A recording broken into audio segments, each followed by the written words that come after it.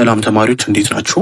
ዛሬም ሼር የማደርግላችሁ መረጃ አለ። ይሄ ምንድነው? ከባለፈው የቀጠለ የፍሬሽማን የዩኒቨርሲቲ ምደባ መረጃ ሲሆን ባለፈው እንደነገርኳችሁ ሪሚዲያል ፕሌስመንትን በተመለከተ አዲስ መረጃ ይኖረናል። ይሄ ምንድነው? የፍሬሽማን ጥሪ መደረጉን ተከትሎ ብዙዎች የሪሚዲያል ፕሌስመንት ይፋ መቼ ይደረጋል የሚለውን ጠይቃችሁ ነበረ።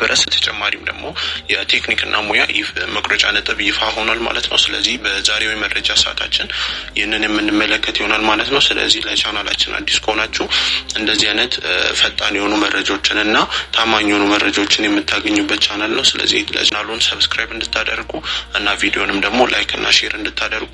በዚህ ቪዲዮ መጨረሻም ስለ ሪሚዲያልን የተመለከተ አዲስ መረጃ ይኖረናል። ስለዚህ እስከ መጨረሻው ቪዲዮን እንድትከታተሉ።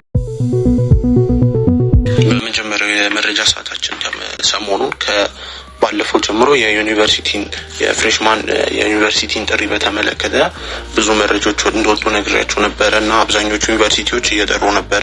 በተጨማሪም ደግሞ ይህን ሁለት ቀን አንዳንድ ዩኒቨርሲቲዎች እየጠሩ ይገኛሉ ማለት ነው። ኦልሞስት አብዛኛው ዩኒቨርሲቲ እየጠራ ስለሆነ አሁን አብዛኛው የፍሬሽማን ተማሪዎች ወደ ግቢ የሚገቡበት ሰዓት ደርሷል ማለት ነው።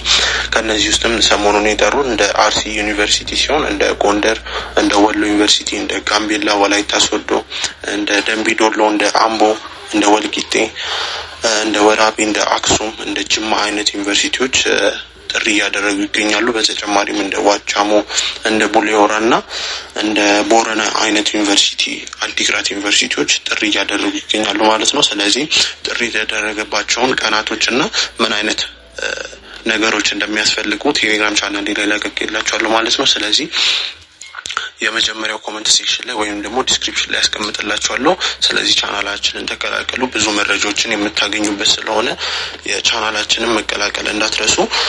ሌላኛው መረጃ ደግሞ የሚሆነው የሪሚዲያልን መቁረጫ ነጥብ ሲሆን የሪሚዲያል መቁረጫ ነጥብ በግል ኮሌጆች ለመማር ከመንግስት የተለየ እንደሆነ ከዚህ በፊት በመንግስት ደረጃ ማሳወቁ ነበረ።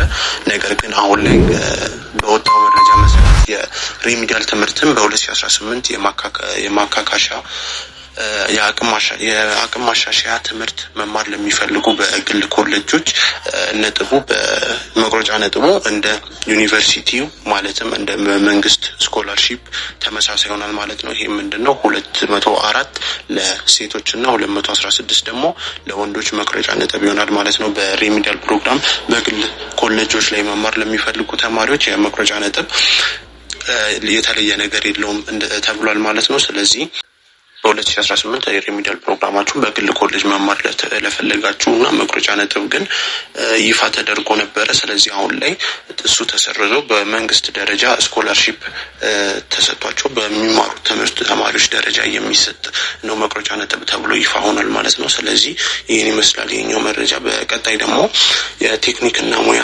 በተመለከተ አዲስ መረጃ ይፋ ሆኗል። የቴክኒክና ሙያ ሰልጣኞች የመግቢያ ነጥብ ይፋ ተደርጓል። ይሄም በ2018 የስልጠና ዘመን ወደ ቴክኒክና ሙያ ማሰልጠኛ ተቋማት የሚገቡ ሰልጣኞች የመግቢያ ነጥብ በ12ኛ ክፍል መልቀቂያ ውጤቶች መሰረት ለተፈጥሮ እና ለማህበራዊ ሳይንስ የመግቢያ ውጤት ከደረጃ 1 እስከ 5 በዝርዝር አስቀምጧል ማለት ነው። ስለዚህ ቻናላችን ላይ ገብታችሁ ከደረጃ 1 እስከ 5 ድረስ የመቁረጫ ነጥብ ማየት ትችላላችሁ። ለምሳሌ ያክል የከፍተኛ ትምህርት መግቢያ እና የቅድመ ዝግጅት የ12ኛ ክፍል ላጠናቀቁና አንደኛ ደረጃ እና ሁለተኛ ደረጃ ሰልጣኞች ማለትም ቴክኒክና ሙያ መቁረጫ ነጥብ ይፋ ሆኗል።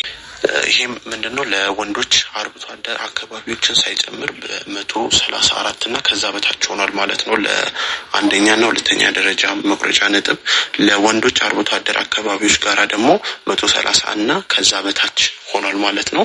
ለሴቶች ደግሞ 121 አርብቶ አደር አካባቢዎችን ሳይጨምር ሲሆን ሌላኛው ደግሞ ለሁሉም ክልል አካል ጉዳተኞች 120 እና ከዛ በታች ሆኗል ማለት ነው። ይሄ ምንድነው? የከፍተኛ ትምህርት መግቢያ እና የቅድመ ዝግጅት የ12ኛ ክፍል ለተጠናቀቁና ለቴክኒክና ሙያ ለመግባት የሚፈልጉ አንደኛና ሁለተኛ ደረጃ ለመግባት ለሚፈልጉ ሲሆን ከዚህ በታች ደረጃቸውን እየጨመረ 3 4 ደረጃ 4 4 5 እና እንዲህ እየጨመረ ሲሄድ መቁረጫ ነጥባቸው መረጃቸው ይፋ ሆኗል ማለት ነው። ስለዚህ በቴሌግራም ቻናላችን ገብታችሁ መረጃውን ማግኘት ትችላላችሁ ማለት ነው። ስለዚህ ሰሞኑን እንደነገርኳችሁ በመጨረሻም ደግሞ ሰሞኑን እንደነገርኳችሁ የፍሬሽማን ጥሪን በተመለከተ ብዙዎቹ በዚህ ሳምንት ይጨርሳሉ፣ በዛ ባለፈው ሳምንት እንደሚጨርሱ ነግራችሁ ነበረ።